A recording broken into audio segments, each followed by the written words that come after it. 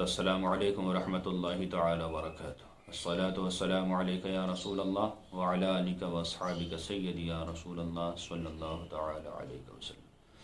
سوال آیا ہے کہ حضرت، اگر کوئی انسان چوری کا سامان بیچ رہا ہو تو اس سامان کو خریدنا پھر استعمال میں لانا یہ کیسا ہے؟ دیکھیے حضرات، چوری کا سامان اگر آپ کو یقین ہے کہ انسان چوری کر کے لایا ہے تو اسے خریدنا ناجائز و حرام اور گناہ کا کام ہے، اور پھر استعمال کرنا بھی گناہ ہے۔ اسی طرح اگر آپ کو یقین نہ ہو، پتہ نہیں کہ چوری کا ہے یا غیر چوری کا ہے، لیکن آپ کو گمان ایسا ہو رہا ہو کہ یہ انسان چور ہے، کہیں نہ کہیں سے یہ سامان چرا کے لایا ہے، تب بھی اس سامان کو خریدنا ناجائز و گناہ ہے، قریب بے حرام ہے۔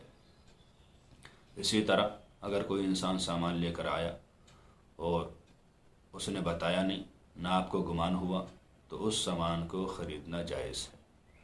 ہاں، جس دن آپ کو پتہ چل گیا کہ یہ سامان تو چوری کا تھا، یہ فلاں انسان چوری کرتا ہے، فلاں انسان کی چرا کے لایا تھا، تو اس سامان کو اسی کے مالک کے پاس پہنچانا آپ کی ذمہ داری ہے۔ اگر آپ نے نہیں دیا، استعمال کی، تو پھر گناہ گار ہوں گے۔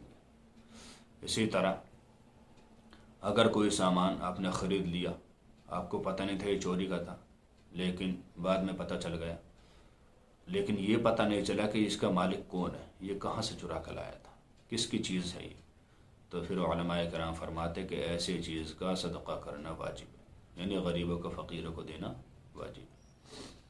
اعلیٰ حضرت فاضل بریلوی رحمۃ اللہ تعالی علیہ سے یہ مسئلہ پوچھا گیا، فتاوی رضویہ جلد 17 میں یہ مسئلہ موجود ہے، صفحہ نمبر 164 پر۔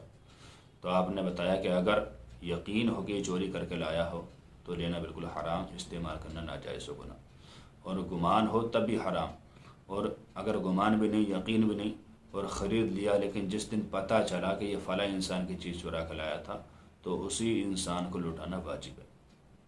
اگر نہیں لوٹایا تو گناہ گار ہوگا۔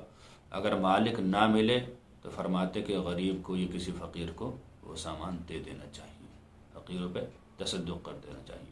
اللہ تعالی ہمیں ان تمام برائیوں سے محفوظ رہنے کی توفیق عطا فرمائے۔ السلام علیکم ورحمۃ اللہ تعالی وبرکاتہ۔